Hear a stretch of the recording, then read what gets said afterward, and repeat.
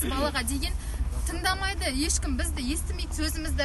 Жана мінекей 600 бала, 1000 балаға Өмірхан Әбдіманұлы деген декандары біз жана барсақ ата-ананы жұлқылап ұрып, сен деген оттама деген сөздер бар. Видеоға да түсірдік, неше түрлі білмеймін. Бұл кісілер қандай нелі екенін 10 баланы міне документті беріп тастап жатыр. Заң не үшін бәріне бірдей емес, не үшін заң бәріне бірдей емес. Өтініш.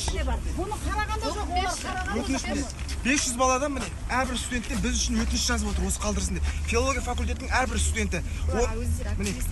Біз өзіміз, міне мен жардап шегушінің біреумін осы 10 баланың арасындағы. Бізде міне 19 бала отыр, менің осы күнге.